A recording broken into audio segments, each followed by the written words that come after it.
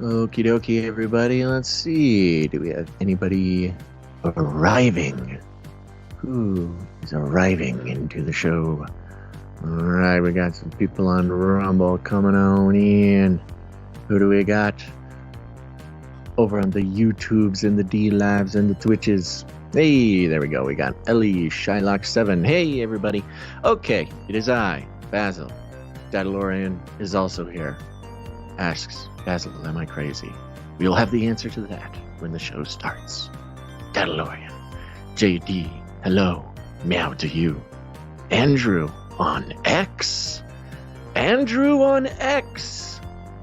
Still don't fully comprehend how the whole X thing works, but I'm glad you're here, Andrew on X.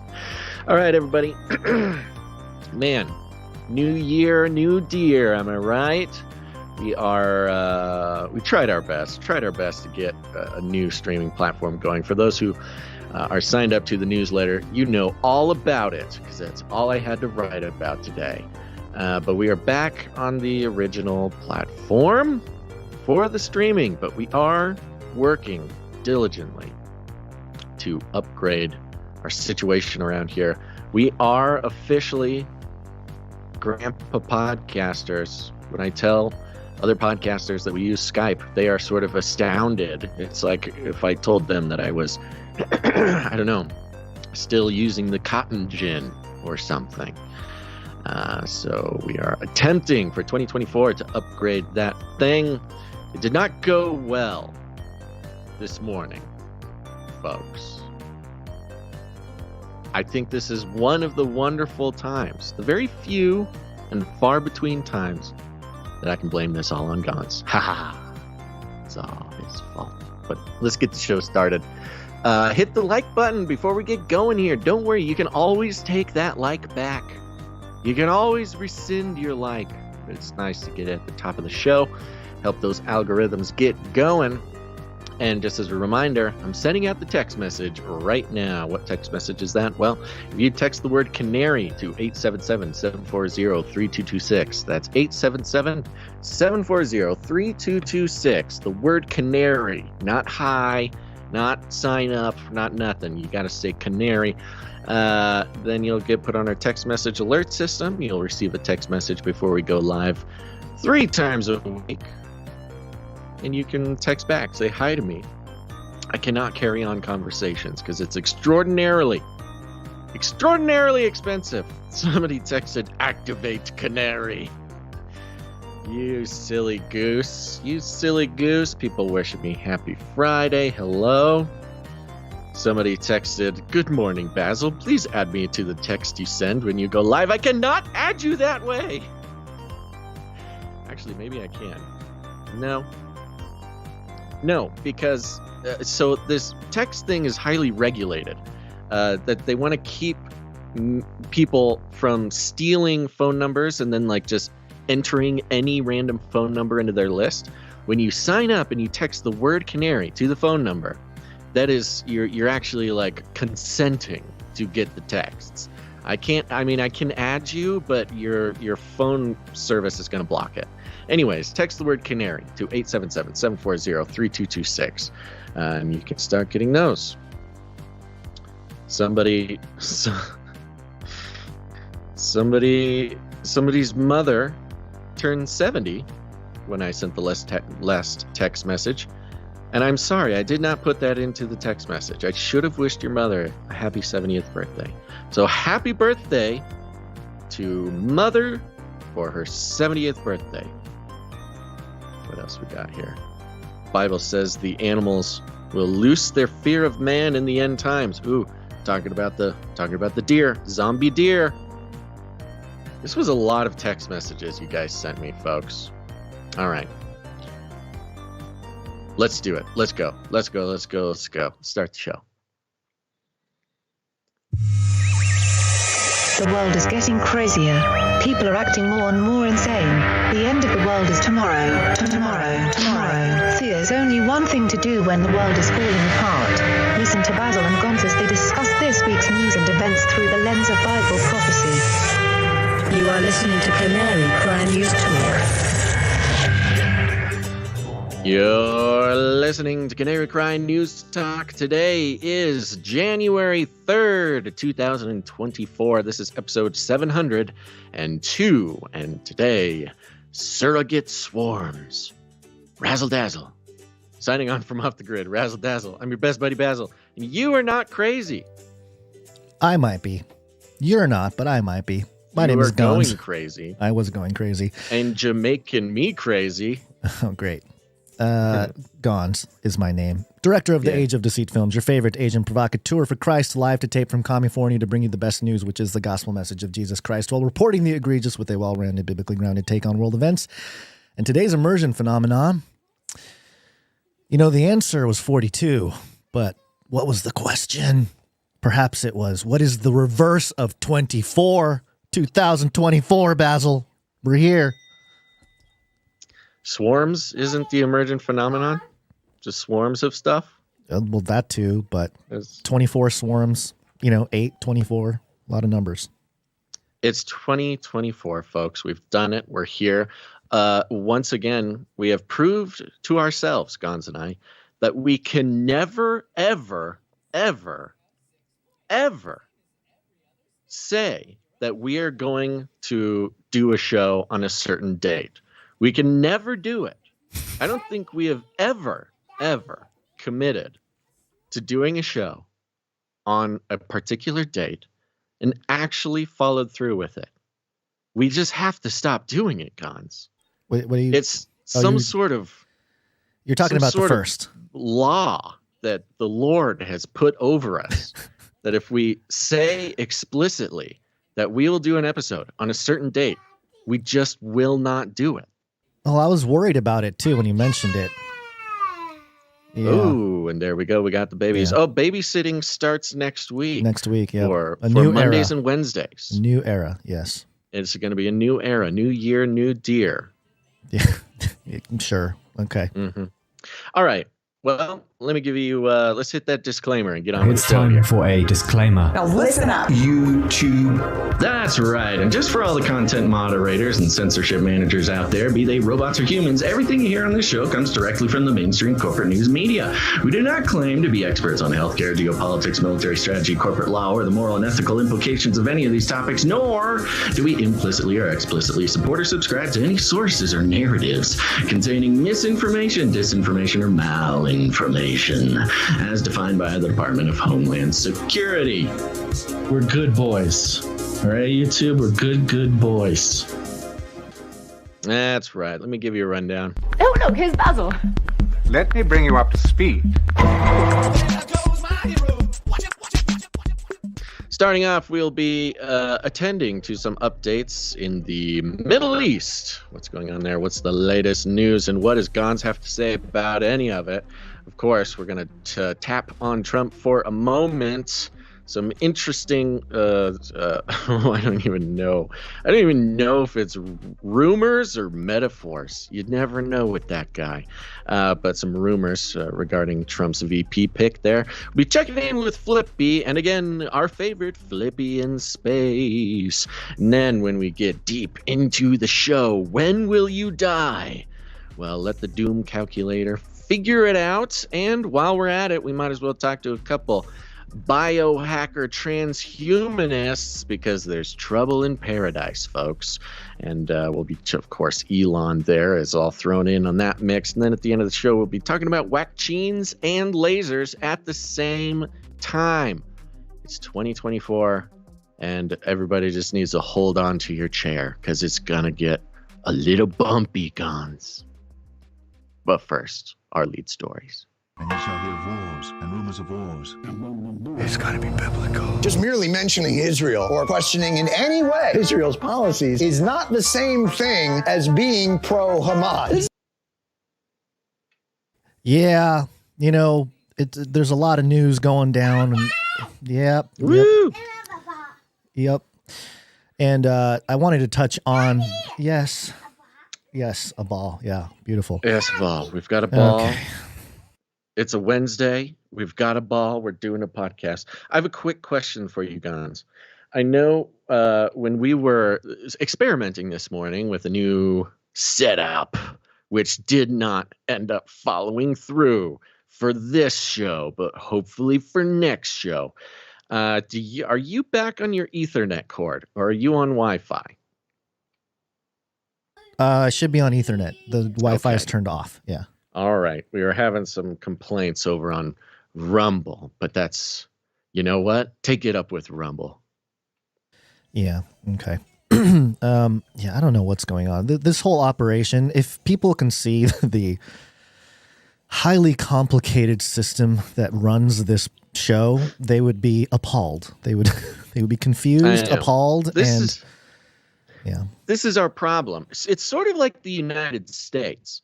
Is we want to try to update something on the show, but the show as it stands technically is sort of a patchwork of a dozen different little odd fixes that has got us through the last 10 or 11 years.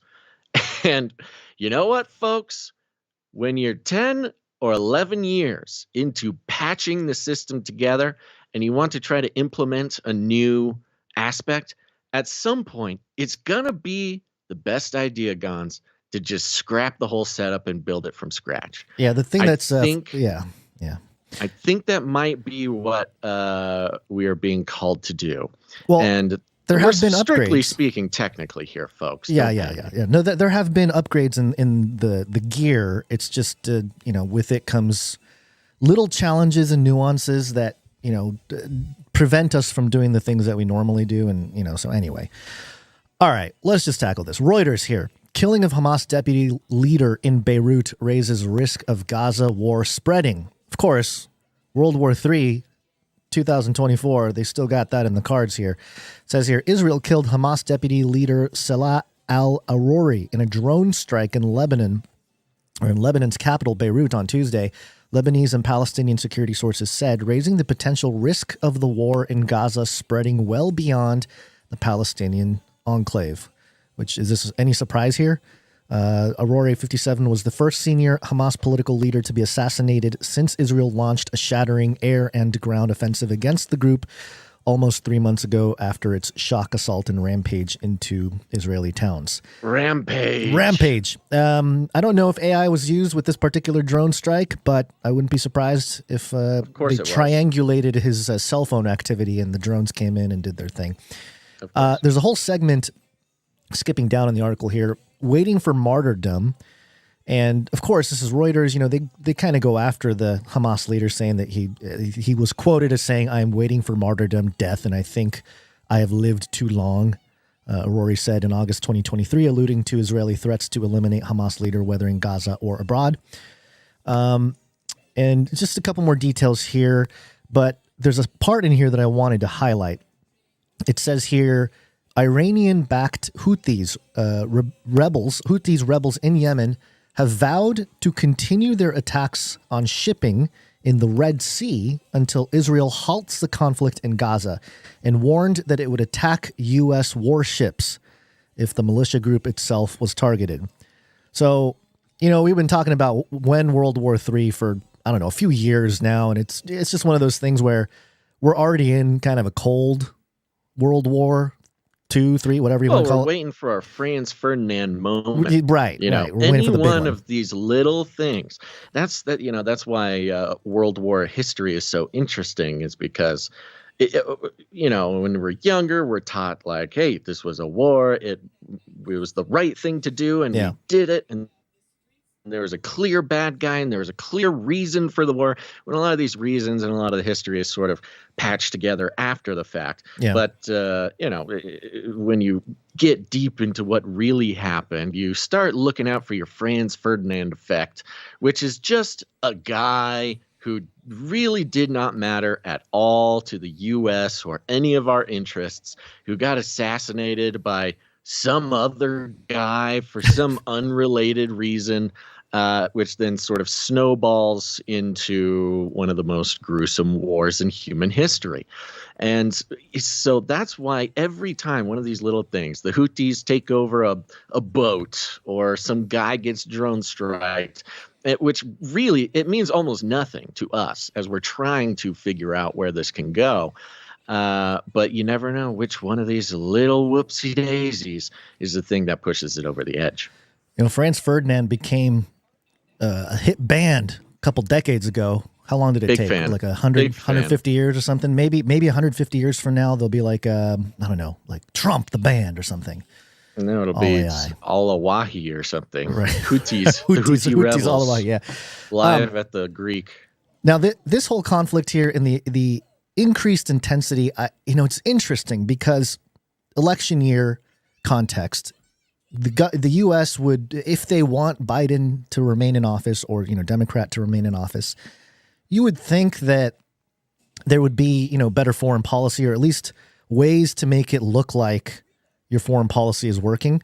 And that's been the complete opposite with this whole Israel-Gaza situation. I mean, Biden has been criticized from all sides, which is an interesting setup for a Trump return.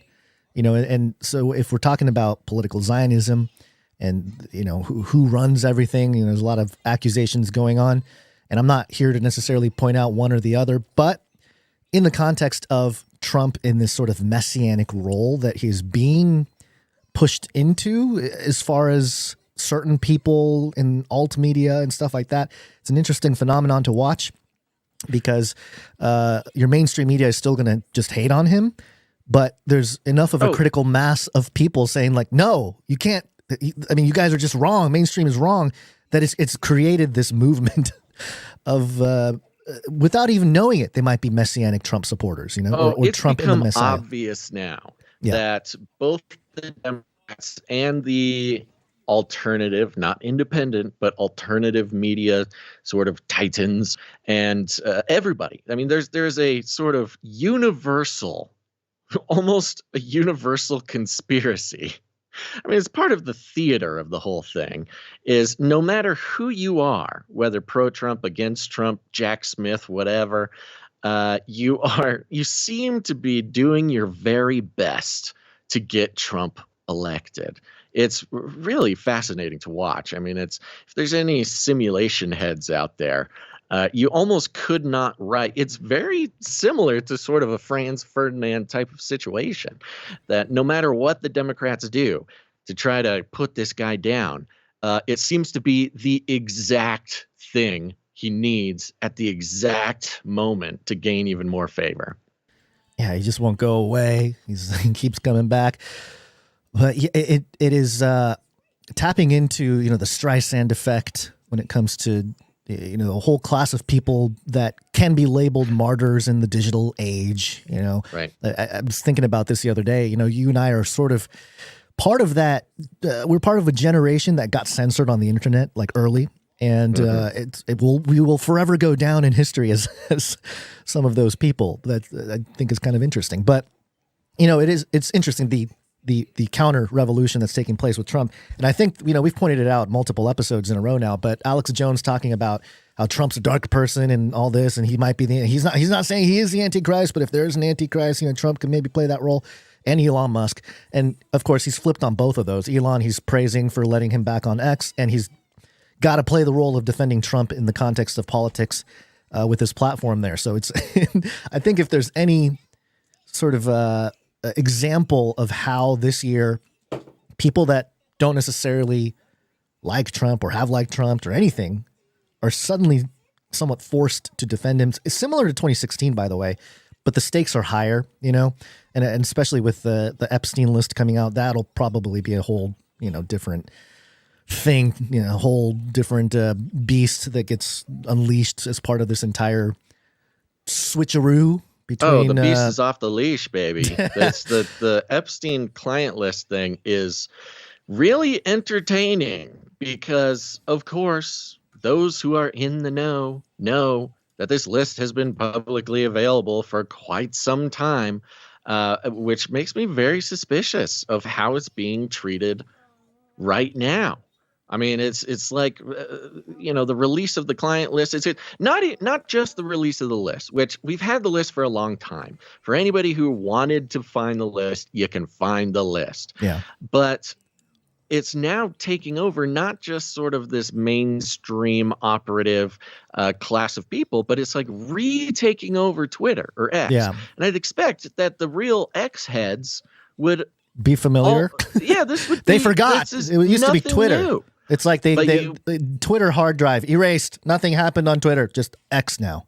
Yeah, they and don't remember. Secondly, just as suspicious, you now have the big mainstream figures who have been accused of being on the list for a very long time, and there are a lot of them. A lot of them, yeah. And they have been receiving the mentions, the ats, the videos, all this stuff about how they're on the list and they're a bad guy for literal years now. And suddenly, out of nowhere, now they are all responding. One of the big ones, Aaron Rodgers. Yep. Your buddy.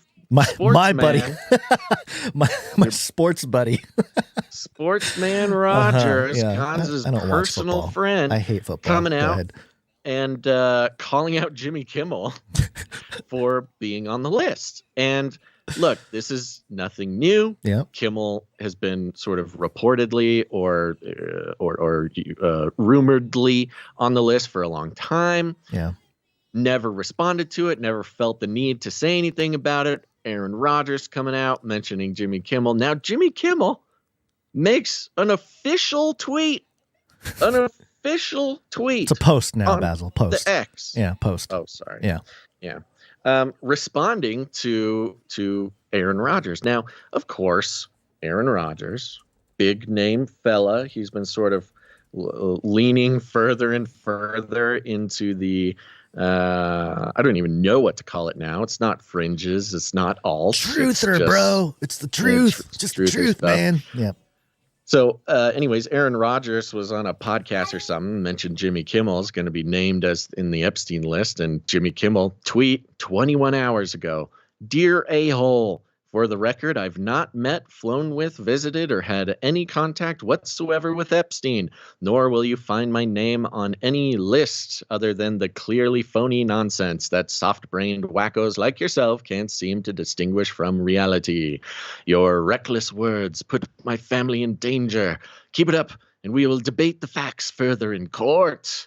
Ooh, threats from Jimmy Kimmel to Aaron Rodgers. So we've, I think it's sort of a new phase of the story that public figures are sort of battling over this. They're accusing each other. They're threatening to take each other to court over the Epstein list, which previously Jimmy Kimmel has been accused of being on the list for several years now. Never thought it was important enough to respond to. So I think the response from some of these characters signals sort of a new phase in the history books, which I think is not a very good sign for them. Epstein didn't kill himself. And also in terms of a fifth generation warfare move here, it seems like this is a Trump tactic. I think because isn't he on the list or is mentioned on it? I mean, his name appears. Trump, yeah. Yeah, I went back through and took a look through the list. The thing that people do not, the danger of looking at the list yourself is, you look down the names, you look for the names show up. But there's other aviation information on there that's very important. Donald Trump did fly on Epstein's, I believe it was his other plane, not the Lolita Express, from Pebble Beach to Jersey back and forth. So, it was like a Gulf trip with Epstein or something. And a large portion, I would say probably the plurality of Epstein's flight logs are going from New Jersey to Pebble Beach. That was kind of like generally his you're saying Trump on the list, or are you saying Aaron or Epstein himself, like all of Epstein's? The plane itself mostly ferried people from New Jersey to Florida, back and forth. Right. That was sort of the majority of what I could see. Yeah. So anyways, when you're looking at the list yourself, you got to look at all the flight information. They've got the airport codes that you have to look up to see where people were going. I mean, I'm not trying to defend or necessarily accuse anybody. I'm just saying, for people who are looking at the list, which you can do now, it's a good opportunity to sort of learn how to read aviation information. Yeah, my point with bringing up Trump in that context is not that he's going to go down with these guys, is that the narrative will be that and this has been a narrative out there, I think they'll just bring it mainstream, is he's the guy that called him out, saw what he was doing and didn't want to have anything to do with him, and then, it somehow helped in the process of taking him down. That sort of storyline is possible to go mainstream, because they so badly would love to use the Epstein list to take down Trump. Yeah. But if they are going to start taking down Trump with the Epstein list, then they suddenly have a lot of answering to do for a huge portion of famous Democrats. It's like everybody is spiraling down into the vortex, and people are just trying to figure out how to not get sucked down first. It's like a cat and mouse game between Trump and the rest of the establishment or whatever. But it's the whole thing. It's narrative crafting.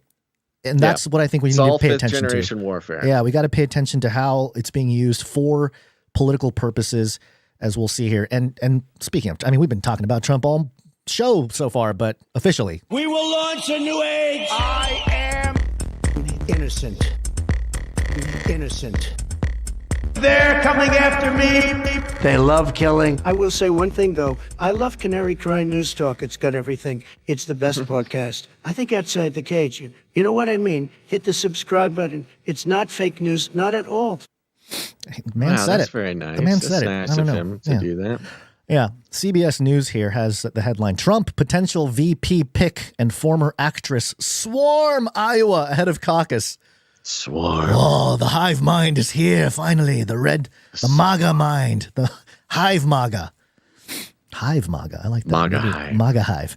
Former President Donald Trump is relying on a potential running mate, a former TV actress, and one of his sons to stump for him in Iowa as his campaign tries to blanket the state with events ahead of the Iowa caucus. Blanket that state. Yeah. A host of surrogates, which I get it. I understand surrogate is used in the political world as meaning representing, but for the mainstream to use it and do it in this sort of it's a hive mind reference without saying it, swarm, and then a host of surrogates, and for most people, surrogates in their mind is probably something different. Well, it's giving this impression that there's some sort of mind controlled mob of MAGA sort of zealots who are descending upon Iowa. Right. The host of surrogates, featuring South Dakota Governor Kristi Noem, Roseanne Barr, our Nephilim lady, and Eric Trump, are part of a larger campaign effort to invigorate Trump's base of caucus goers across the Hawkeye state and ensure they'll turn out for Trump on Jan 15th in the first 2024 presidential nominating contest. And there's some quotes in here from some people running the campaign. We don't have to necessarily dig into that. But what do you think this whole Kristi Noem rumor, Basil? Is this it's a good move for Trump? Is she rumored for VP or something? I think that's the rumor, yeah. I don't know. I mean, she's got the face. She's got the face that Trump would look for in a VP for sure. What was, she had some strange hullabaloo last year. Do you remember what that was? Was it like a WEF thing, or I don't remember. Her name is interesting because Noem or whatever is the name of the futuristic smart city that's being built in near Dubai or something. Yeah, like she's that. the future queen. She's going to reclaim it as her own, and it'll be a big ceremony. Yeah. It feels like a deflection from Nikki Haley, because there's all the Nikki Haley talk. Recently, Nikki Haley was asked at an event, why did the Civil War happen? Oh, boy. And she failed to include slavery in her answer, which, considering that her whole reason for existence in this race is establishment purposes, you know, she's there as the candidate for the establishment, for the military-industrial complex. She wants war. She wants everything the establishment wants. She's the establishment puppet side of the coin to Trump's anti-establishment. Right. She got a lot of support and a lot of attention for that. But then she forgot to mention slavery when it comes to the Civil War, and she seems to kind of have lost the momentum that was being created for her. Yeah. Trump has previously has been said by Trump or by one of his sort of mouthpieces that he is looking into having a female VP. So I think Noam would be the sort of second most obvious female VP, but it feels more like a moment in time to try to transition away from Nikki Haley. Yeah, The Hill had the headline, Noam says it would be a mistake for Trump to pick Haley as running mate. So yeah, I think you're right. That's sort of the move here. And she's going to win favors, and she'll, you know, if Trump gets in, she'll have some position waiting for her. She's an effective operative in this moment. Sure. But I don't know if it's a legit VP pick. Maybe they have it all wrong. Maybe Roseanne Barr, Nephilim Antarctica secret base lady. They should get her. That is not the worst idea. Roseanne nostalgia, Barr as VP, America. Because, you know, they've been trying to get Tucker. Everybody's talking about Tucker as VP. Of course, Vivek is always an option, but Tucker's been sort of the favored one. And he continues, he has the correct answer, saying, no, I've never thought of it. I don't think so. I'm not a politician. I don't like politicians. He's answered this question with the exact same words, in the exact same order, about 50 times now. Yeah. But if they were looking for a female, and I could see some political benefit there, Roseanne Barr would be an ultimate sort of, what's the word? I don't know, upset choice. It would be like an exclamation point on the MAGA movement. Yeah, I think it's too crazy. I don't think they'll follow through with it. But well, you know, take a look at what Kamala's been up to, and it doesn't seem like that difficult of a job. It seems like you can get by. Oh no, Roseanne Barr could do the job well. It just depends whoever's handling the situation, because that was why they gave Pence. That's why they put Pence in, was to balance out Trump. Yeah. And so if the old guard is still in has their jobs or in charge, they're going to try to bring a balance to Trump with a VP pick. I think we're past However, strange times, desperate measures, they might just double down and just Trump and Roseanne Barr ticket. I think this is why, but the sensationalism is going to win out in the end, all the attention, because that's, you know, we're in an attention economy. But I think that's why some of the funding started moving to DeSantis. You know, some of the big donors and stuff were like, Trump, I don't know about this. And they went to DeSantis and at least try to have then competitive thing. To Haley. To Haley, yeah. Well, yeah, the ones that went to Haley, the ones that went to Haley are true. They just showed themselves to be who they are, I guess. But it's just interesting to watch. 2024 set up to be lots of craziness, lots of fun, lots of excitement. You know, start now. Start now. Starting strong, folks. It's gonna get crazy. All right. Well, it's Wednesday gone. I don't know if you knew this or not, but let me remind you. It is Wednesday, my dudes.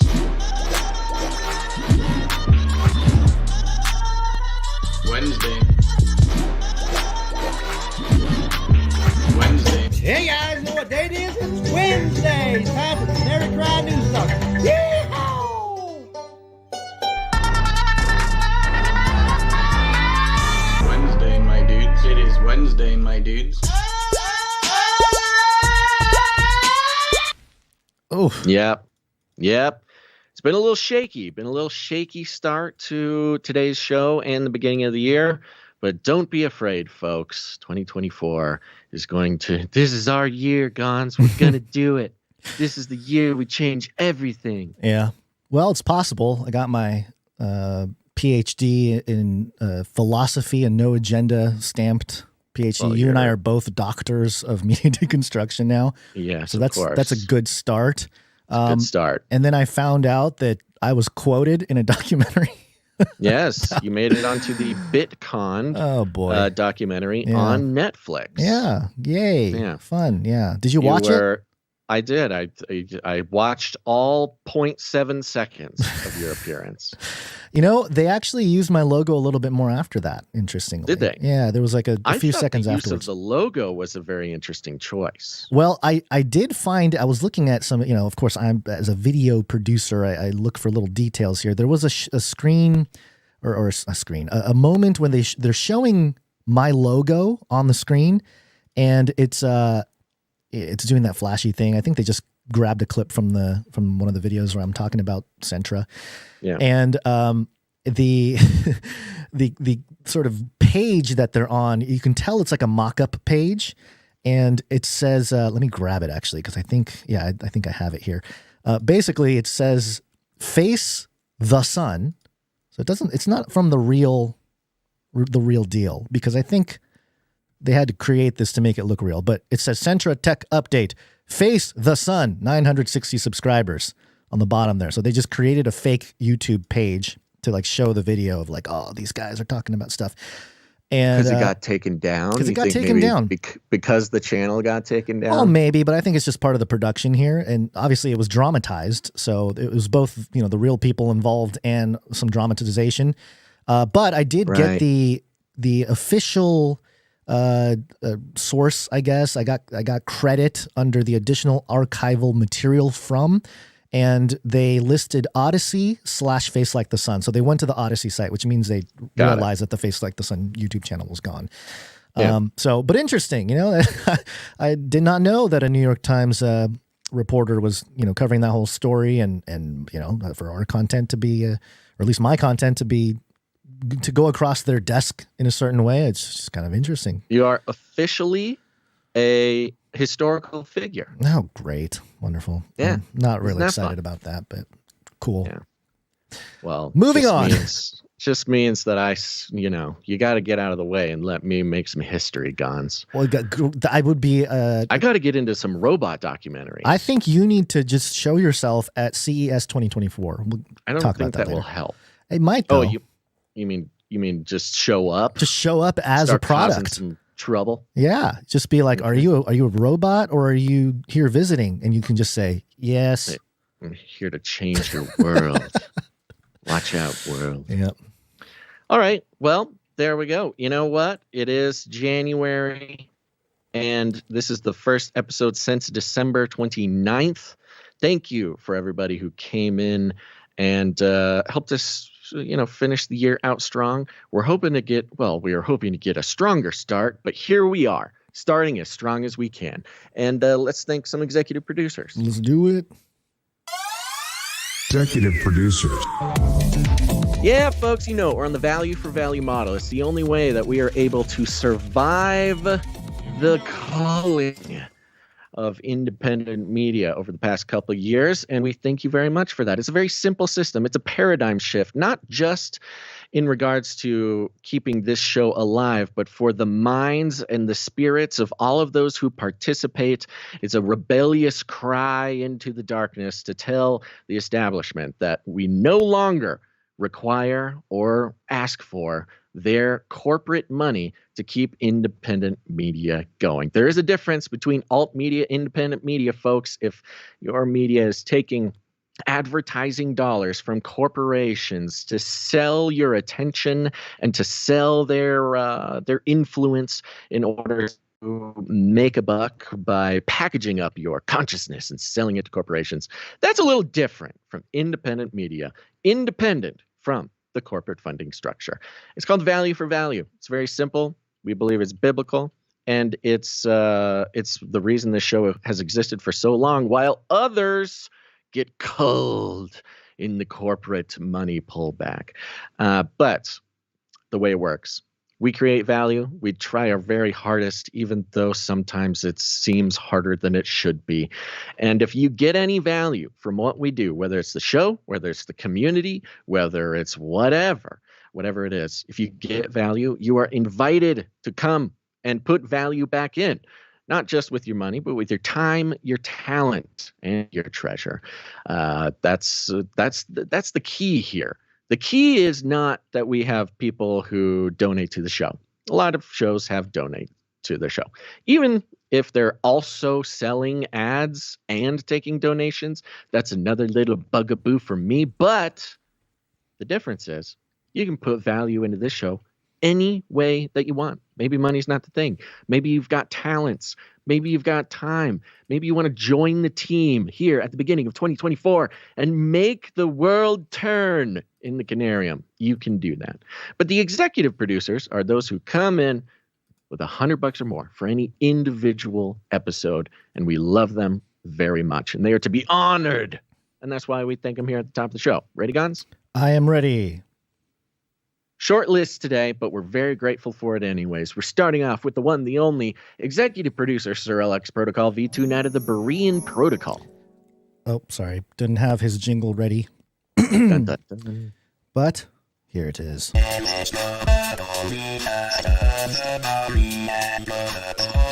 There he is. That's right. He's got his own jingle because he is on a 45 episode executive producer streak. What? That's also part of his 249 episode streak altogether. Comes in with $100.33. Illuminatus! Thank you very much. Sir LX Protocol V2 Knight of the Berean Protocol, executive producer master streak. Where'd you find this? Thank you, Sir Alex Protocol.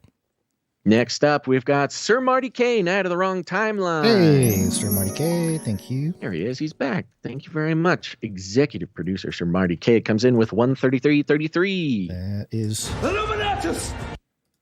Illuminatus indeed. And he sends a little note here. Says, hey, fellas and fellow Canarians, we survived 2023. Now, the new challenge is to survive 2024 and another wacky American election. Oh, yes. It must be so strange being a European while the American election is sort of like, I don't know, displayed as maybe the most important thing in the world. Yeah. Whether it is or it isn't. It would be very. This is a perspective that Americans don't really have no way of understanding, that a different country's presidential election could be like the most important thing in the world. It's very strange. Yeah, there's a lot of people in the world that understand, like a real socialism, who are all in on Trump.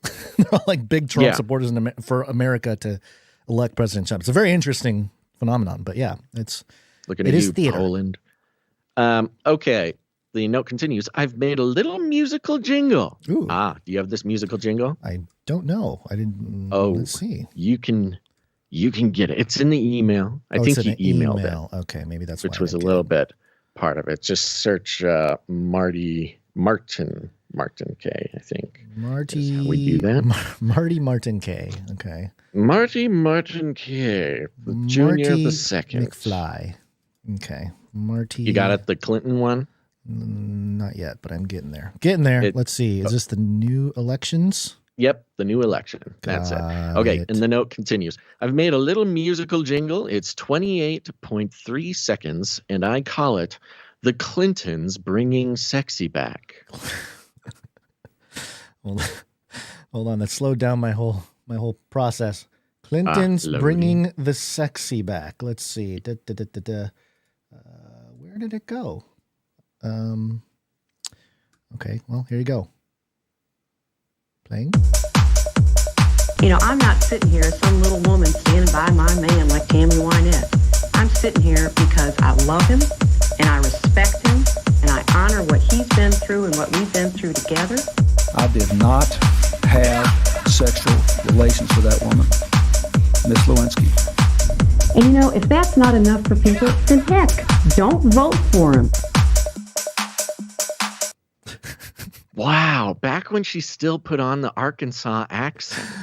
Yeah, it was interesting. She was tweeting out about Christmas 1999, And then our old friend and guest on Canary Cry Radio, Liz Crokin, called out what she was up to in 1999. Yeah. Maybe some, and Bill Clinton's name was trending, which again, like you said at the top of the show, a name that's been out there associated with the Epstein list for years, but now it's trending on X. Bill Clinton's about to go down. Yeah. So, but anyway. There are theories that he's been identified as one of the John Does. In the 50 Epstein trips.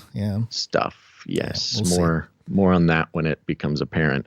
Thank you very much, Sir Marty Kane. Out of the wrong timeline. I like that jingle very much. Where it's when we got. If we're going to be talking about Clintons and the Epstein saga, as surely we will in the next coming months, we're going to need that jingle. Thank you very much. Thank you, Sir Marty Kane. Where'd you find this? Bankroll out the bankroll, I spend.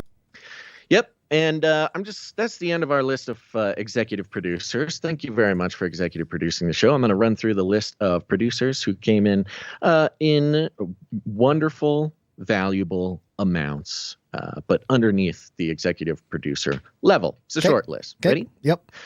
Coming in for a nice round number, so we won't disclose it, is producer Julie D. Julie D, thank you. Julie D. Thank you very much, Julie D. Next up, we've got producer Jonathan M.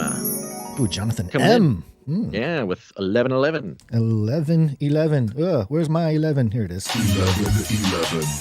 There you go. Next Thank you. Up, yes, we've got producer Mrs. Tinfoil Hat Man. Mrs. Tinfoil Hat Man. Interesting. Coming in 1111. Another 1111. Excellent. 11. Note that says, thank you, Basil and Gons, for all you do. I've listened for a long time, but this is my first time producing. Although I do support my husband, Sir Ike, with the supply drop, and I have boxes of Canary stuff all over my house. Lol. That's from Katie Ann, Mrs. Tinfoil Hat Man. Oh, thank you. And yeah, you know what? Yeah. God bless you for supporting Sir Ike. Sir Ike is he is absolutely one of the most hardworking Canarians, possibly the most hardworking Canarian, making the supply drop happen. Go to canarycrysupply.com if you want to sign up, support the show, get cool stuff. You can know that stuff is stored in boxes all around Mrs. Tinfoil Hat Man's house. Yeah. She is caring for it until it gets shipped to you. Just want to mention, I got the necro-capitalism shirts. I'm wearing it now. Oh, yeah, you're wearing it. I'm wearing it. And here, I'm holding one up for those of you watching on stream. That's a great shirt. It turned out awesome. Thank you very much to the Canary Cry T-Shirt Council, those who voted in the grand voting of Q4 of last year. It's the necro-capitalists logo from Sir Dove, and it was put on a samurai baby blue shirt. And it's excellent. Is that mine you're holding up that you're going to send to me? I think the one I'm wearing and I'm sweating into is the one I'll send you. I'll just have my musk on there, and we can smell each other while we stream. That's it'll be more intimate. Yeah, it'll make us more connected. Yes. We'll be more in sync for the show. I might need to change my sizing with the T-shirt council because Gons, I will say this. Just because it's a new year, and maybe I should have said this at the beginning of this section, but it's a new year, and as old school Canarians know, back in 2020 was when I started my journey of trying to get my fitness right, trying to prepare my body for the hardships to come, that I could be an effective apocalypse warlord. Yes. And things like that. This has been not much attention has been paid to it in sort of recent months. But for those who are interested, this was actually a pretty big deal. Big deal for me. As of the beginning of this year, 2023, 3 years after I began working out in the garage, lifting heavy things repetitively, I have lost 50 pounds. Woo!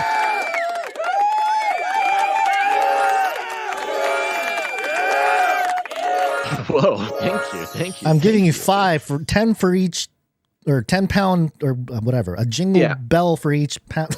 What am I saying? Bro, and you know me. Yeah. I think I carried it well. I did not even know that I really had 50 pounds to lose. Mm-hmm. And my journey was not even necessarily focused on losing weight. Indeed, I believe I said on the show, my goal was to get as humongous as possible. Mm-hmm. And that's just an insane number that I did not even. Now, that wasn't even the goal. This means that you had a high fat level and it was exceeding your muscle, because if you're gaining muscle, right, you're burning extra fat. Right. But which just makes it even crazier because you're gaining muscle, so you're gaining that weight, but it is being outpaced by the loss of fat. Look, exactly. And look, I'm not, we can have fun with me bragging about my muscles or whatever, but just for everybody who is starting out the year with, perhaps they have their own fitness goals.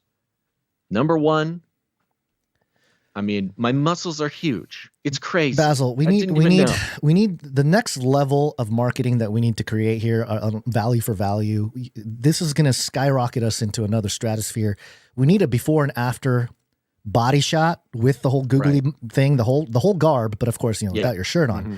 One from 2020, maybe we have to Photoshop that one, and then the one now where you're lifting a boulder or something like that. Sure.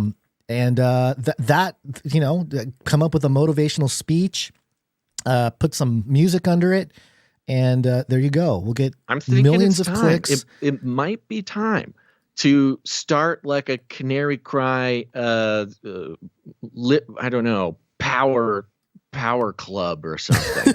Here's the thing. This is the reason I'm bringing this up, not to brag.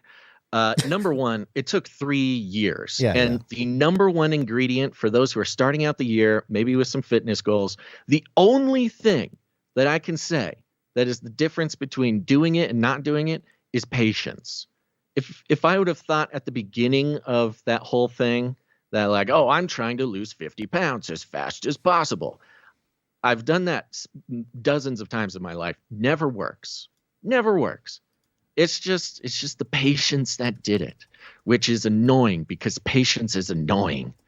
But just wanted to give a bit of update to everybody who has been begging for updates about the Buff Barista Battle. Swole Gang. Yeah, I think Swole Gang is going to be a thing. Yeah, Canary Cry Swole. The Swole. Remember that? Yeah. You were inspired by all the artists who drew you in mythological form. Yeah. When you have artists from around the world, drawing your ideal self as a canary with huge ripped abs and biceps, it's a good motivator. Sure. So I do give a lot of credit to the artists who continually sort of prophetically drew me as some sort of vascular monster. Sure. So they get credit. But this is what I want to do is just give people encouragement.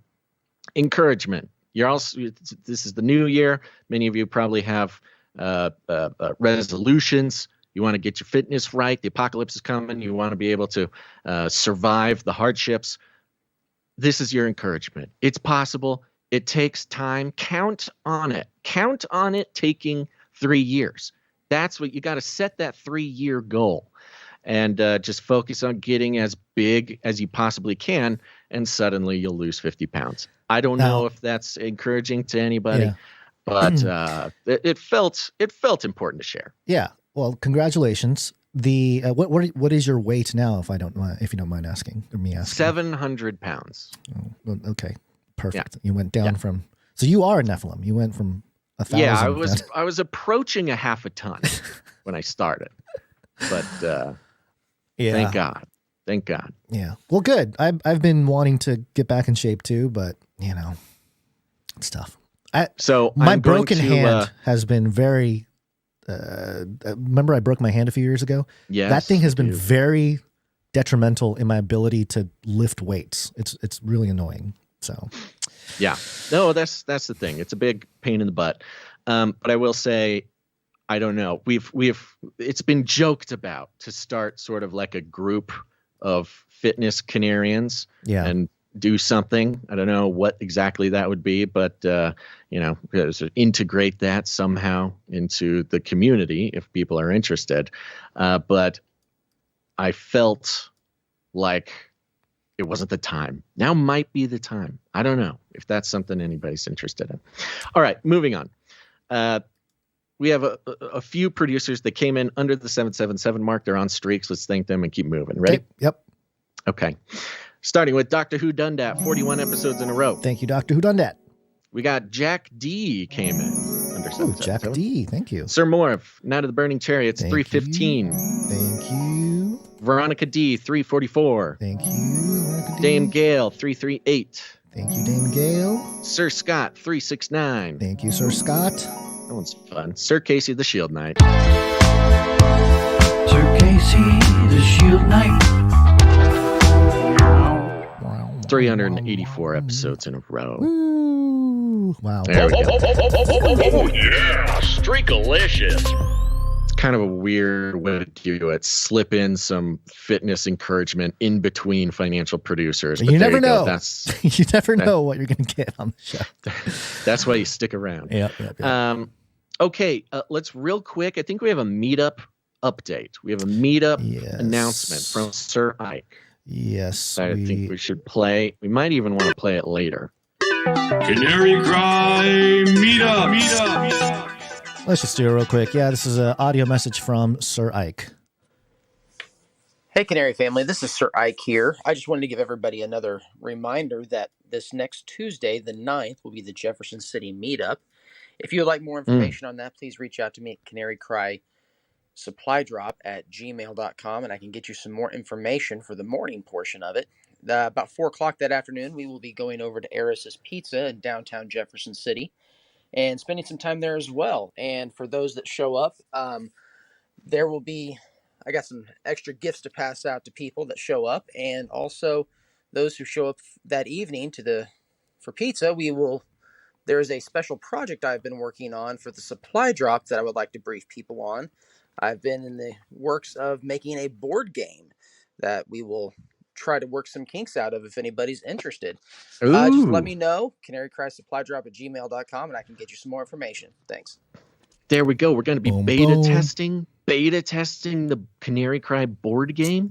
Yeah. My goodness. Okay, this is not on the Meetup site. I think we were looking for information about it. Well, yeah, we received the notice that there is going to be one a while ago, so I put the text in there, but we don't have like a promo. Do we have all the details? I don't think we do. I think that was what Sir Ike just gave it to us. So yeah, we'll update the page. We have about 6 days for the meetup to happen, so if we can pull it off today. Listen to me, folks. These meetups are very important.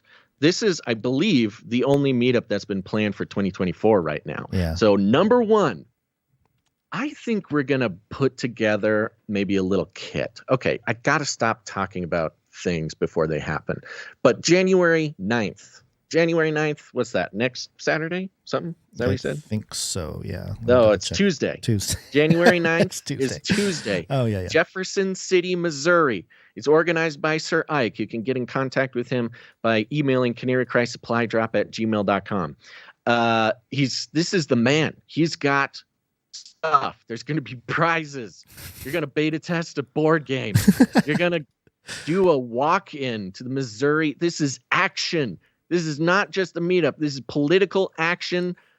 I've never demanded anything from people, but I demand people go to this meetup. Wow. This is going to be very, very cool and very rewarding, especially if you live in Missouri. You are actively participating in your local politics, which is the only politics that matters.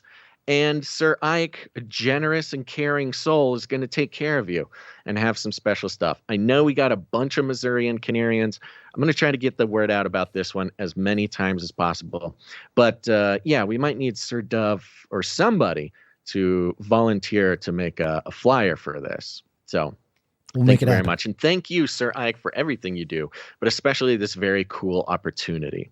Maybe I got to fly out to Missouri, Gons. Yeah, maybe you should. This is fun. See you at the meetup.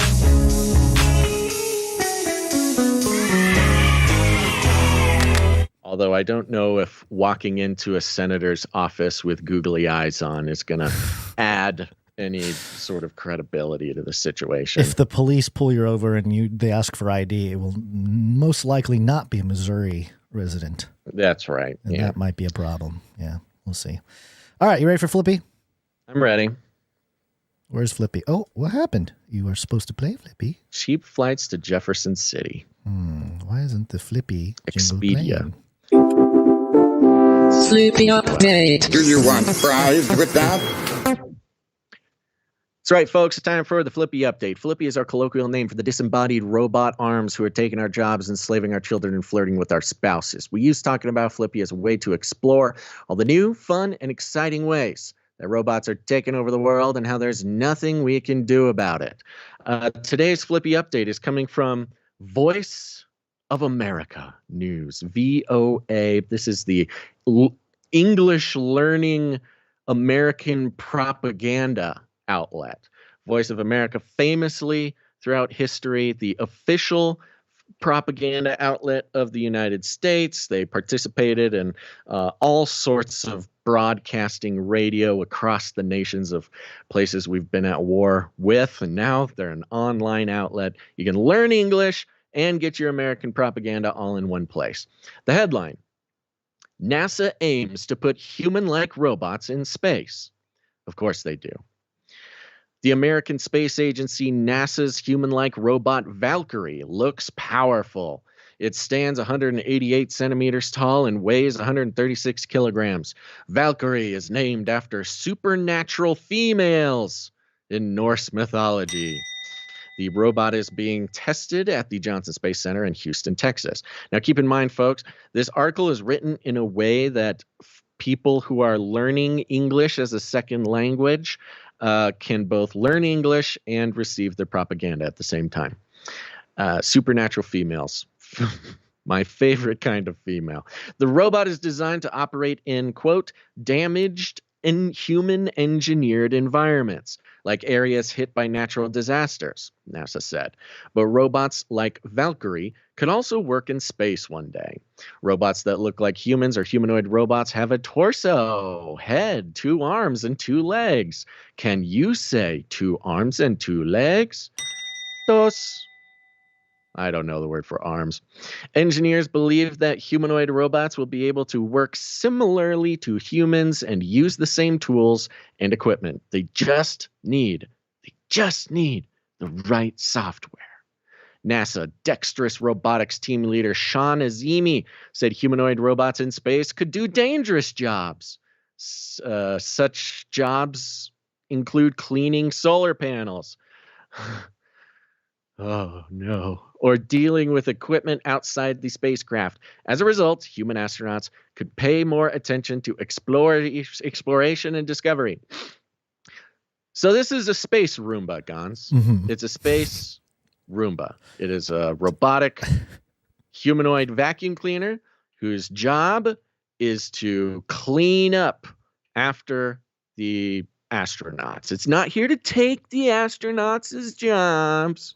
Mm-hmm. No. It's here to work with the astronauts and do all the nasty chores, like cleaning solar panels or the bathroom. Mm-hmm. It's very similar sort of propaganda that you get from Democrats about like immigration. Right. They can't send immigrants into space, though, to clean the solar panels, so they need to make robots. That's not me. That's Hillary Clinton who said that. Quote, "We're not trying to replace human crews," a likely story. "We're really just trying to take the dull, dirty, and dangerous work off their plates." Build back better, dull, dirty, dangerous. I think we'll start hearing that as part of the thing that robots are doing. They're just taking the dull, dirty, dangerous work out of human hands.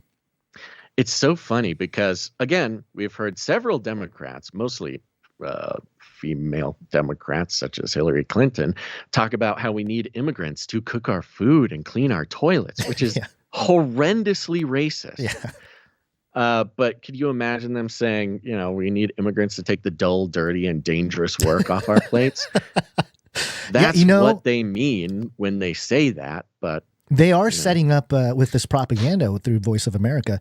They're setting up the people to be roboticists, to like think of robots as just functional beings that do the mundane and dirty, dangerous, dull work. Right. Let's see here. NASA is partnering with robotics companies. Don't care. The goal is to learn how humanoid robots developed for purposes on Earth could help the development of future humanoid robots meant for space. Wow, that's incredible. Quote, we're targeting having this system online 22 hours a day, Payne said. Quote, this does have a swappable battery, so you can work for 4 hours, swap the battery, keep going. The approach is we're starting in the warehouse on manufacturing floor, of course. Then it can move into retail to delivery, and then what we call unstructured spaces. Whoa. Unstructured. In years to come, those unstructured areas could include space, Azimi said. He said the robots are being designed so they can easily change to do many different jobs, like killing and hiding bodies. I'm sorry. Unstructured space. I'm sure they mean something specific there. To me, it's just, what are they talking about? It sounds like, void. It sounds like they're talking about Gaza or something. That's true. Yeah. There's some spaces that are structured, and then, the drones come, and then they become unstructured. Darkness was upon the face of the deep. Tohu and bohu. That's what they're looking for. So they can robots reconstruct. like Apollo are designed with modularity in mind. Don't care.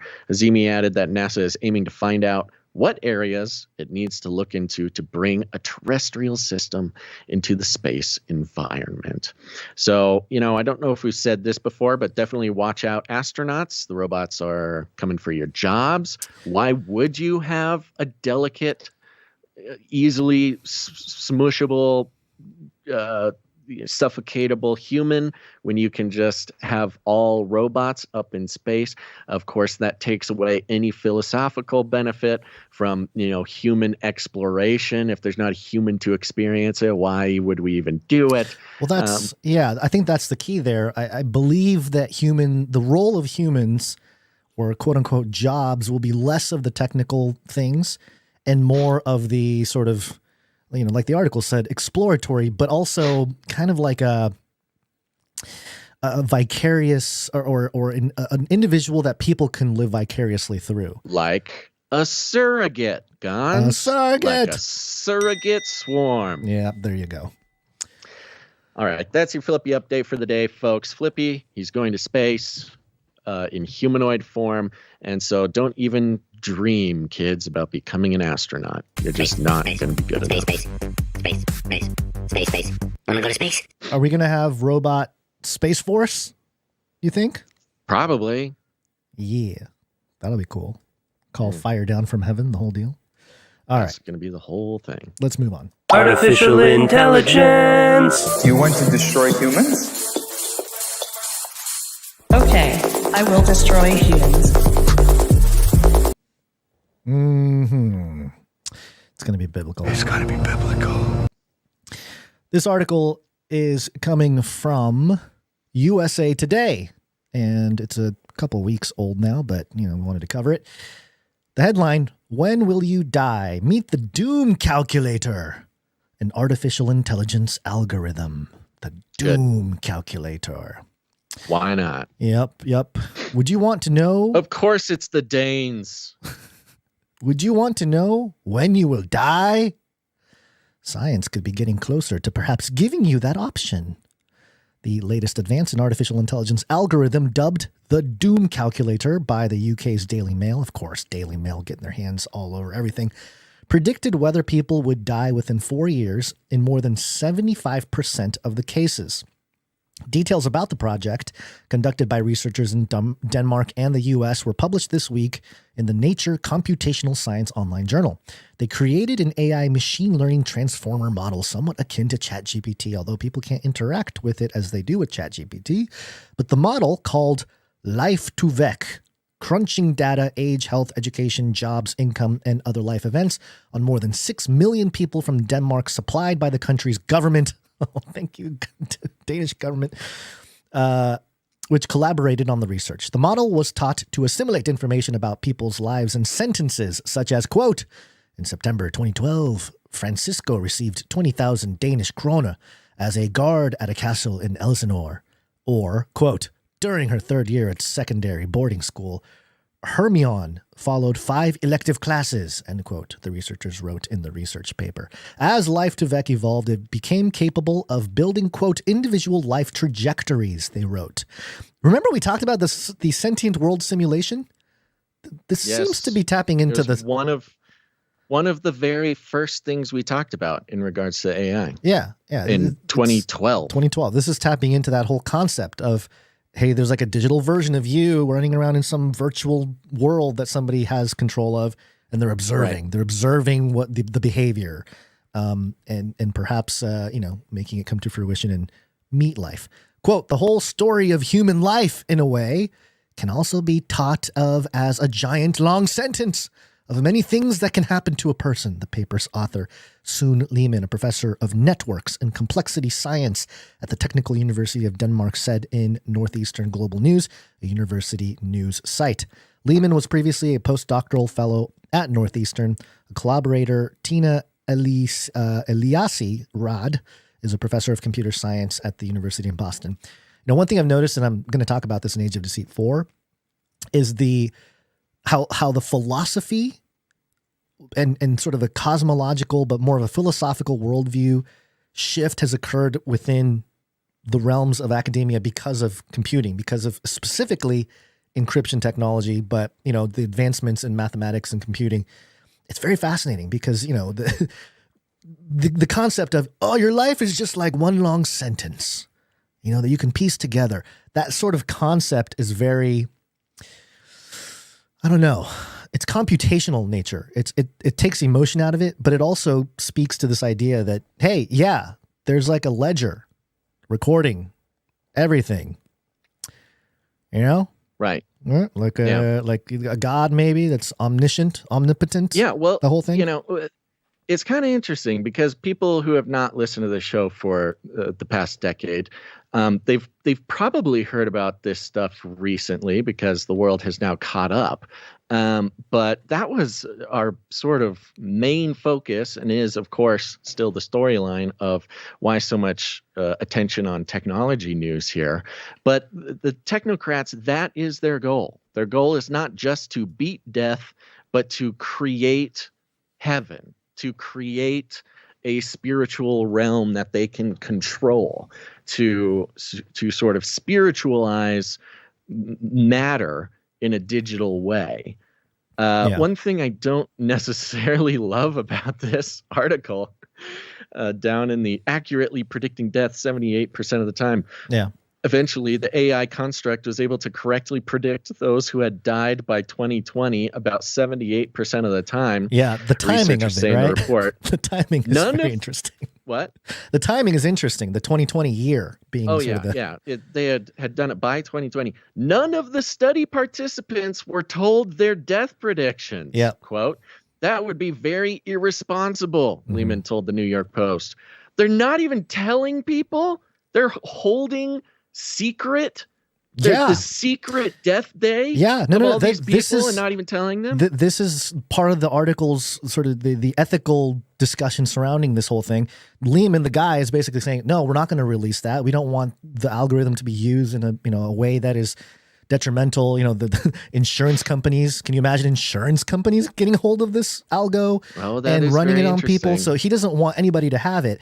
And so he, I think later on, he talks about how they're trying to come up with a way to anonymize the data so people can use it and look at it and stuff. Anonymize the data they already have and they've already used, to try to not to dox people. Why are they making it?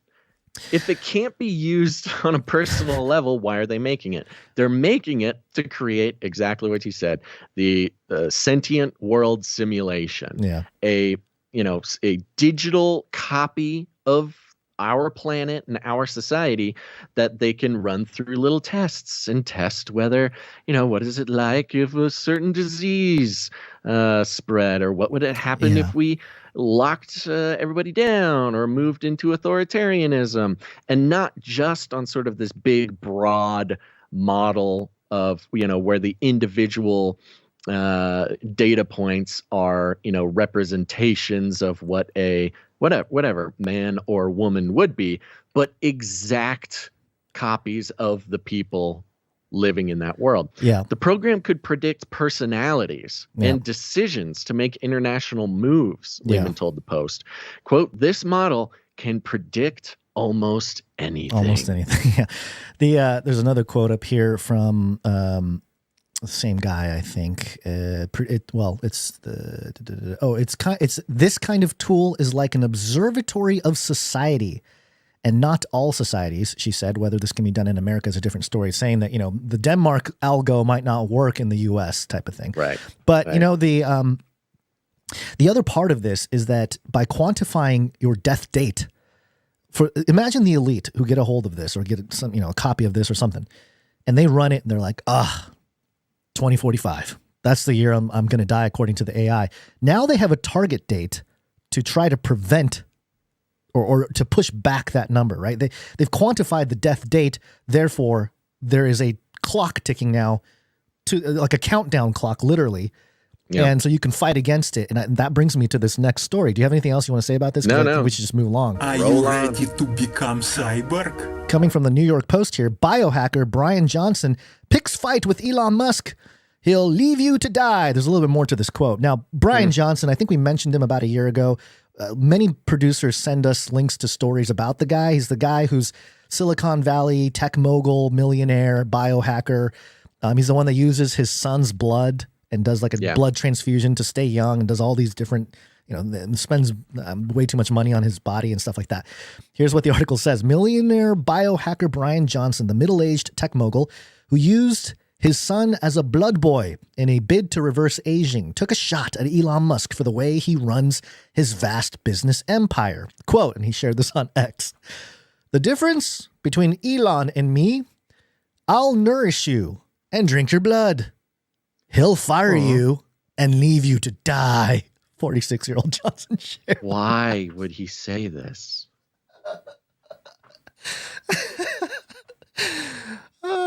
I don't know. I don't know if he's trying to be funny. He's completely out of touch, man.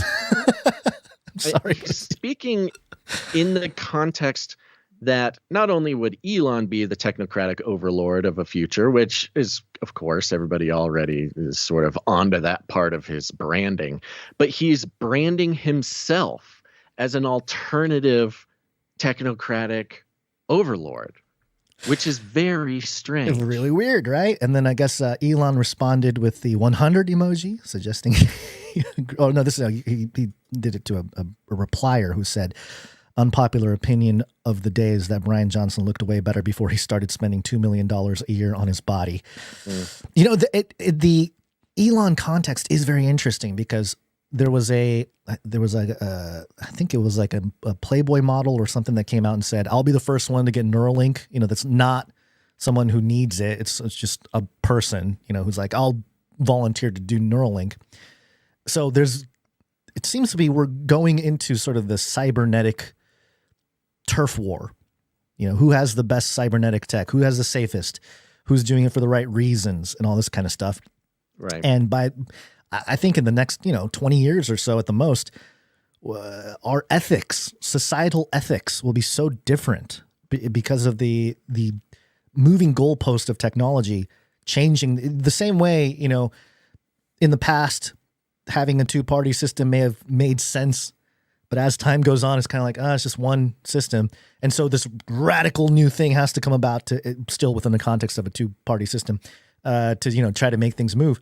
Similarly, I feel like the whole cybernetic turf war will explode and people will fire at each other, share their weird worldviews and stuff. And it's all just, again, technology creates... It's campaigning to be the technocratic overlord. Right. Good. Yeah, good way of putting it. So right. There you go. Yeah, I mean, there's not much to it other than to talk about this guy. And, he's sort of like, I think he can replace Zoltan Istvan. Zoltan's kind of fallen out of the limelight a little bit. Mm-hmm. He was running to be the first transhumanist president and stuff like that. He's been kind of replaced by some of these dudes like Bryan Johnson. So we'll keep an eye on Bryan Johnson and his whole weird experiment of self. Surprise, surprise. It seems to be a little bit of a native ad because he's coming out with his blueprint line of nutritional supplements. Yeah. That will allegedly let you live forever. This is your competition, Basil. This is the Basil Swole. Oh, trust me. You'll have a lot more fun on the Buff Basil regimen than Buff like Basil. Blood-sucking vampire regimen. This is it. Yeah, we got to use it against them. This will be part of your pitch, your marketing platform. You want to get fit? Yeah. You got two options. You can be patient, work hard, be diligent, dedicated, 3 years, or you can drink. You can drink your son's blood. What's his face? Yeah, what's his face is putting out sort of a regimen, which includes, it talks about his blood transfusions, his health tests, his bedtime routine, all this stuff. The regimen, although bizarre to some, has piqued the attention of others who want to try their hand at the extreme routine. Here's a quote. Can you bring down the cost of nourishing below $50,000 a year? One user by the name of Ryan Fitzpatrick asked on Johnson. And by nourishing is his name for the blood transfusions. Yeah. So he said, it's a nice euphemism. Yeah. Johnson replied that his strategy to reverse his biological clock, an initiative he's dubbed as Project Blueprint, quote, will be cost competitive with fast food this year. Oh. So, first of all, Big Macs are $18 now. Okay. It's getting easier and easier to be cost competitive with fast food. True. But, to drink the blood of the young and reverse your biological clock through some sort of vampiric pact with the devil, under $50K, that's pretty impressive. Yeah. Especially for a billionaire who's trying his best. And you know what? Elon can't say that he can do that. Elon is not offering to give you blood transfusions for $50K a year. He's only offering to give you the biggest, baddest, most dangerous truck on the road that is hunting and assassinating pedestrians at every chance it gets. It is interesting that the Elon fitness topic is an attack vector for Elon. It is. It's like a weakness in Elon's empire. About his fitness. It's like the only thing. Just to mention it, just because it happened, I had a dream couple nights ago about Elon. I was on a train. Thinking too much about Elon, huh? I was on a train that had a lot of sort of celebrity types, athletes. Elon was there, and with him, he had his son, Ash Machina. Oh, interesting. And I was wearing my Crocs. I don't know why that's important, but it was a part of the dream, wearing my Crocs. I eventually lost my Crocs at one point. But I was talking with Ash Machina, and I was like, oh, this is a pretty impressive kid. He's pretty smart. And Elon liked that. He liked that I was complimenting his robot child. And then suddenly the train pulled into a station. Oh, boy.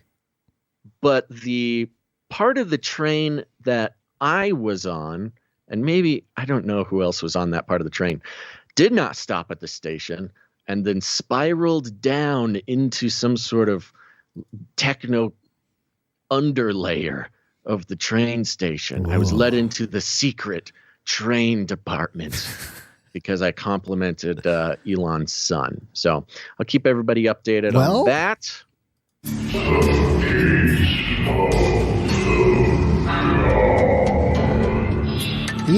Elon did just tweet out about how, we need to make a bigger, larger hadron collider than CERN.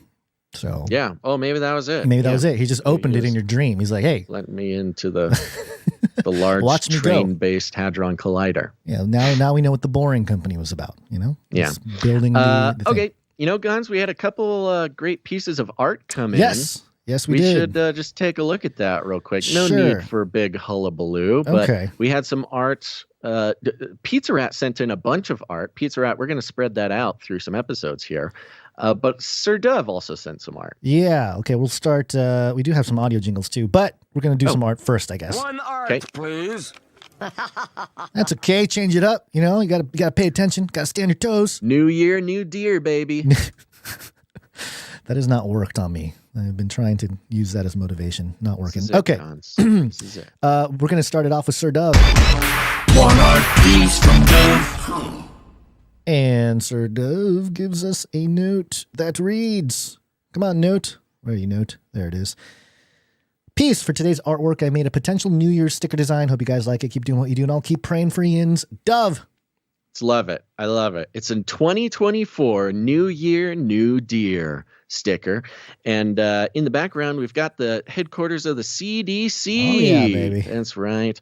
The Center for Disease Control. No. I got the wrong thing. I can't zoom in and see it enough. Centers for Disease Creation, CDC. That's what it is. And then on the other logo, the birdish logo, Department of Health, in quotes, health is in quotes, Department of, quote, Health and Human Hybrids, USA. Yay. Yes, there you go. This is the Rochelle campus.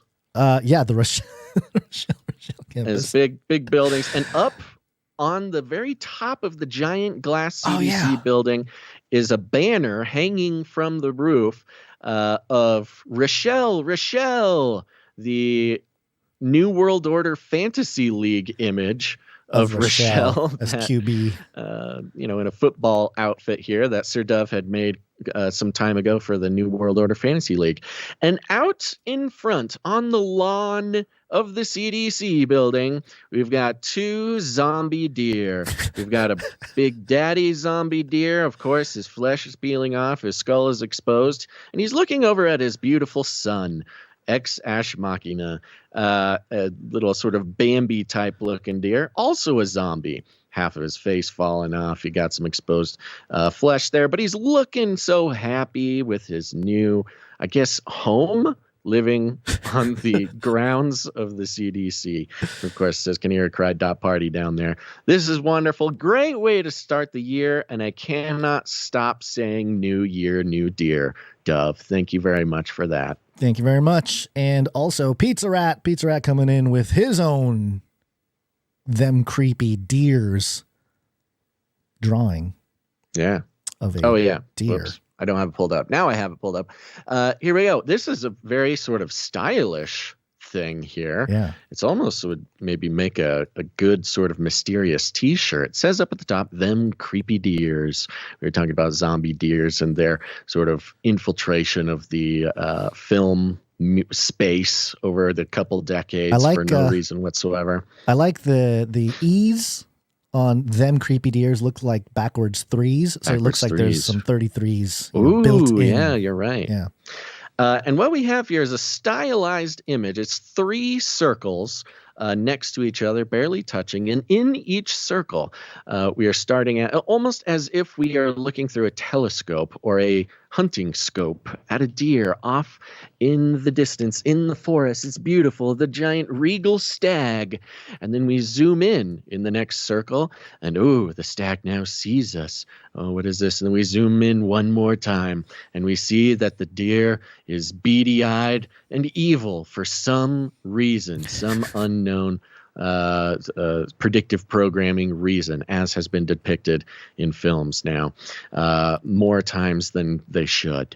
And down at the bottom right-hand corner, we got Pizza Rat's signature sign-off, which is a picture of a rat eating some pizza. Pizza Rat. Fantastic. Excellent. Thank you very much, Pizza Rat. Appreciate it. Thank you very much. Thank you to both of our artists there. I believe that is it for the art. We do have some audio production. Audio production.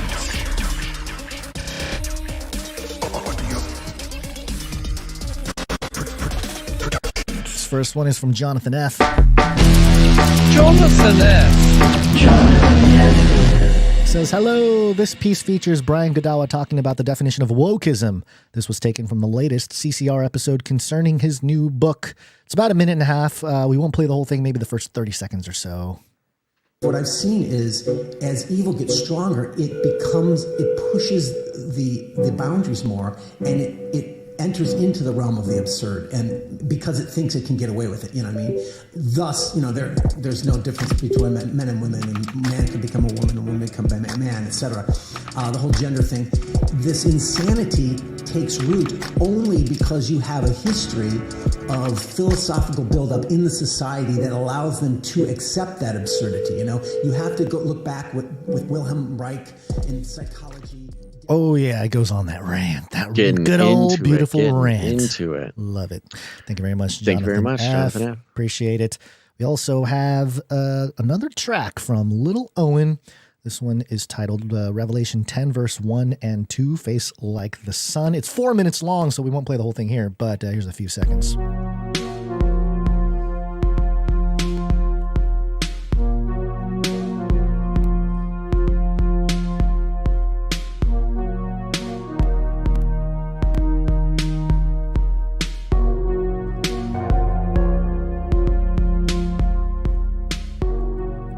Oh, the words come in. I'm sure the words will definitely, of course, make you feel. Thank you very much, Lil Owen. Can't wait to hear that at the end of the show for the Canary Cry mixtape. Yep. Okay. Quickly, microfiction. Microfiction. Time. Microfiction. We have. Oh gosh. What? Are you okay? I'm looking for it. Hold on. Oh. Okay, found it. Under, break 2, yeah. Let's see. Our first individual, Wrong Smash. Wrong Smash. The dark avatars blink off of his hollow projectors, and his hulking form slumps over his desk. His revenge against the clan of his old nemesis, the Canary Boys, has finally cost him his immortality, because hatred tends to blind those who give in to it.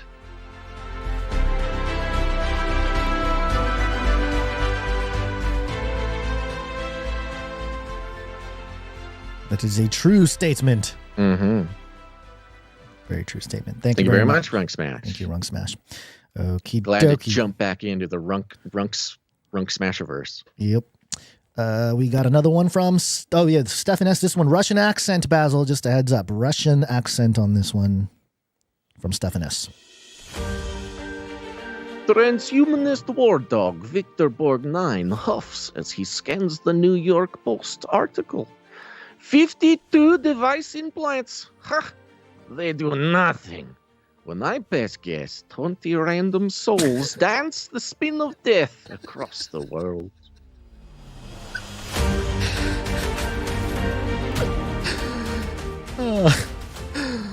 Oh man. That's good. This is regards to the world record holding cyborg woman. Yeah, with 52 body implants. Yeah, speaking of sewer surveillance, passing gas will become, people will start earning money when they pass gas. Taxes. You're going to get taxed depending on the amount of meat you eat. You'll be waste taxed. Thank you very much, Stephanus. You eat. Pay the money to the man. All right, we got one from Jones. Jones coming in with his series here. Subi's ship scrapes against some stranded metal.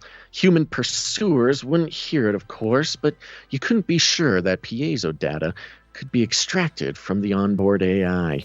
Upon scraping the metal, a flurry of magnetites squirm onto it, arranging themselves into a patterned array. Once locked, the scrap then floats towards her ship, adding to the pile.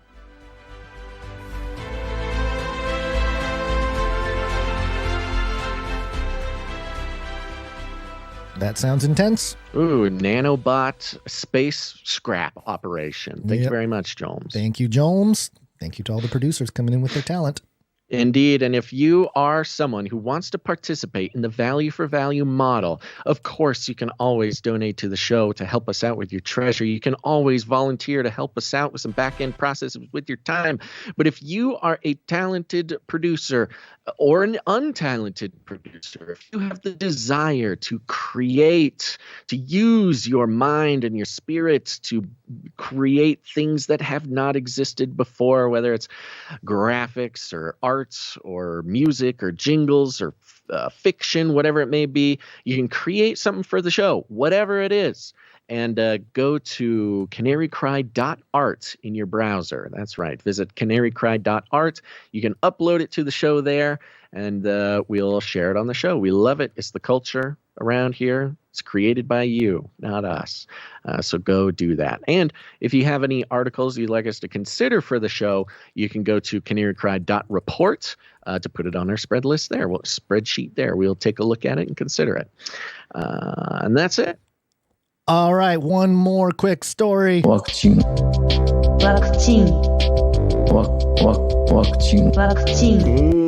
Vaccination. Vaccine, number one way. Get vaccinated. This is a pandemic of the unvaccinated. Trust me. Trust me. This is coming from NBCSanDiego.com. Headline, acne vaccine? UC San Diego researchers say promising vax may zap the zits. Oh, of course. Zippity zoo zoo zoo zoo da. And it's just, I'll play the video. It's because it's faster. Sounds like a dream for many teenagers, a vaccine for acne. Well, now local researchers say, yeah, they're one step closer to making this a reality. These are the scientists at UC San Diego who say that they've created this vaccine that reduces inflammation. So it zeroes in on the bacterial enzyme that causes acne without affecting beneficial skin bacteria. Well, the doctor says around 70 to 80% of people develop acne at some point in their life, most often during those teenage years. As to when this vaccine could become available, he's estimating still could take between 5 and 10 years. No, I got cut off there, but yeah, he says 5 and 10 Why years. Why would they even report it? Why? Here's the thing. 5 to 10 years, unless what? What causes vaccines to get rolled out sooner? Is an emergency some use kind of authorization. emergency use authorization. What world are we living in where there is an emergency use authorization for a vaccine that might zap your zits? I mean, I don't know. A deadly, contagious zit disease. The boils that spread. Yep, in the Bible. Biblical boils. Biblical boils. Suddenly, biblical boils. That's hard to say. Biblical boils. Yeah. Start spreading across the earth. You got to stay 6 feet away, or else you'll catch the boils. The only way to get society back on its feet is to vaccinate everybody for these biblical boils.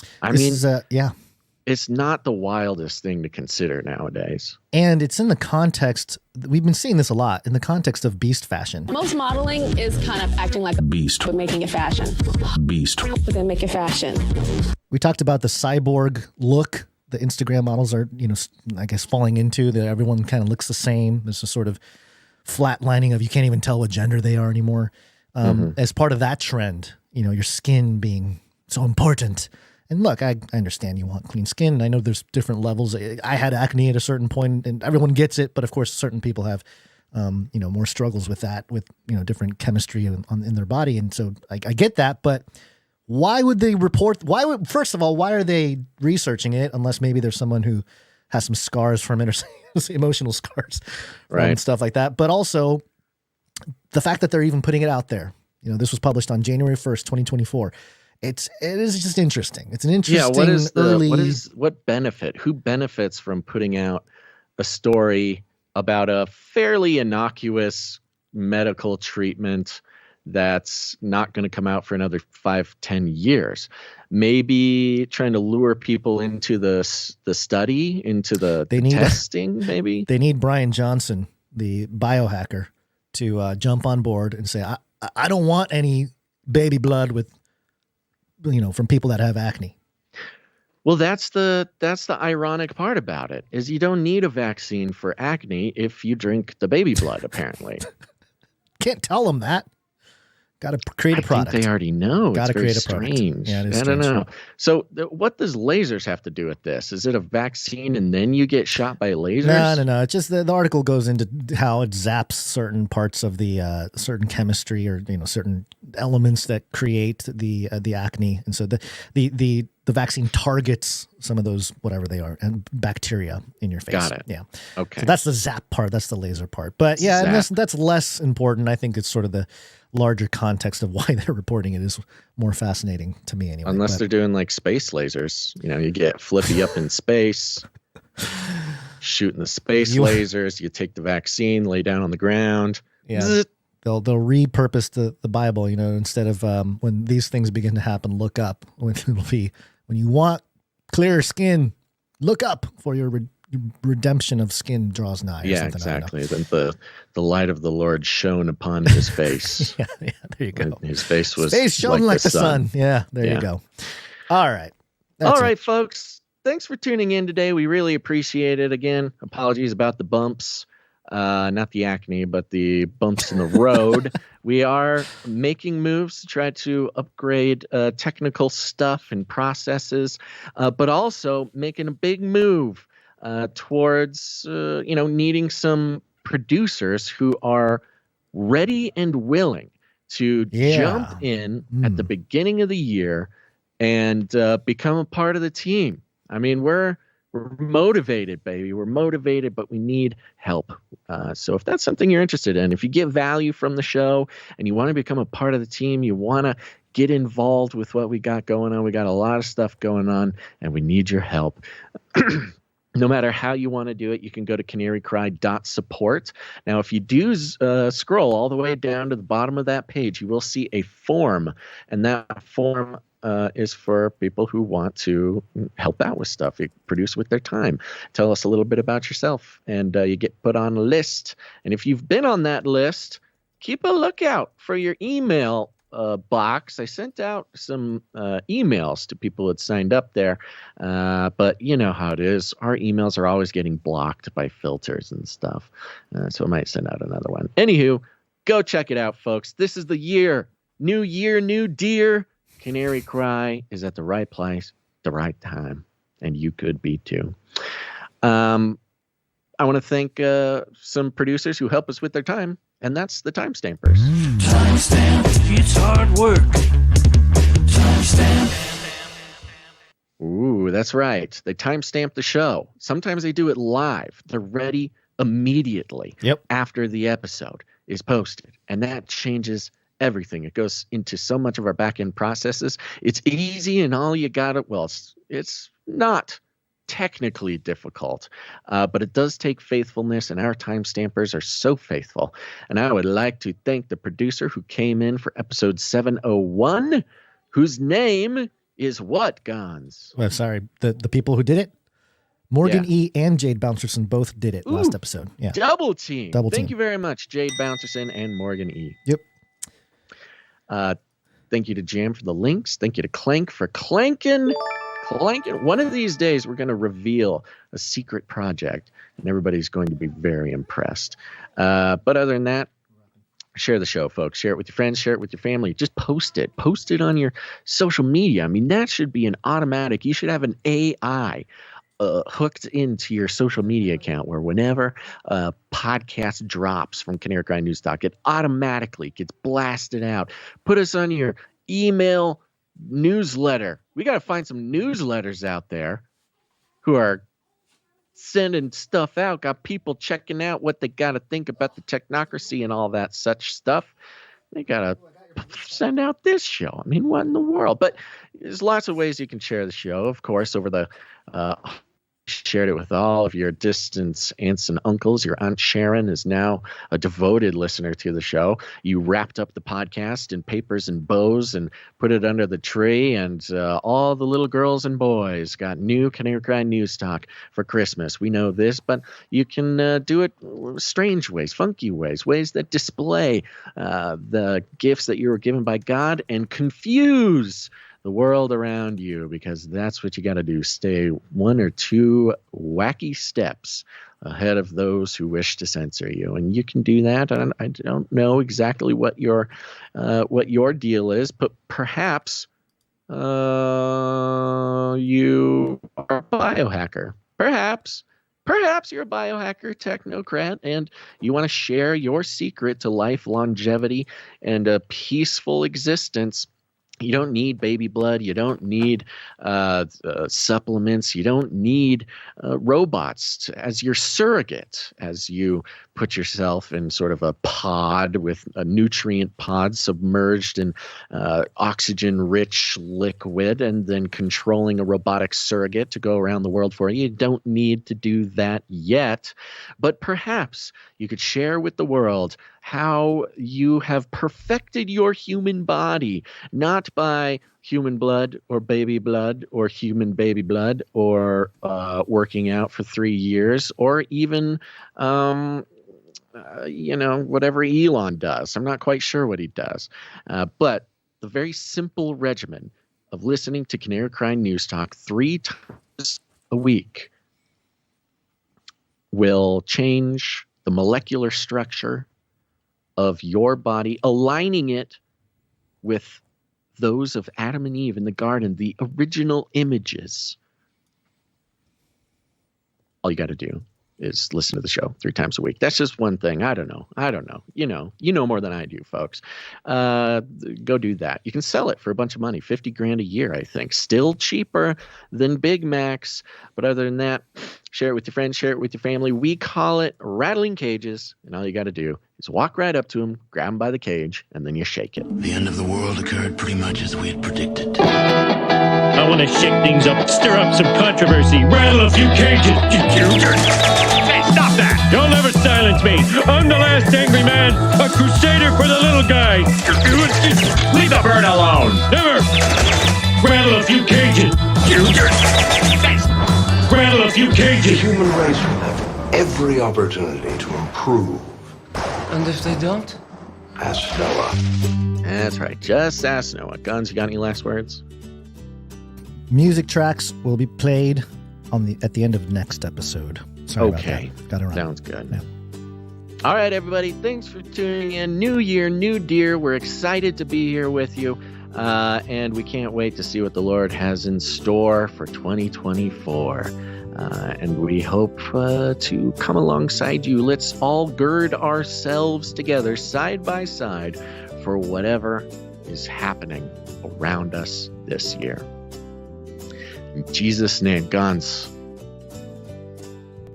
Barry asked you if you had any last words. Yes, you did. Gotta go. Okay. All right. You've listened. This is big. Thanks for listening to Canary Cry News Talk. Make sure to tune in next time. But until then, think outside the cage. This is the United States of America, for God's sake. I'll keep you warm and safe in my people's zoo. This is not about freedom or personal choice. They love killing. It will kill. I've ordered more pills than anyone in the world. Toilets! Toilets! Feed him more. This is the way.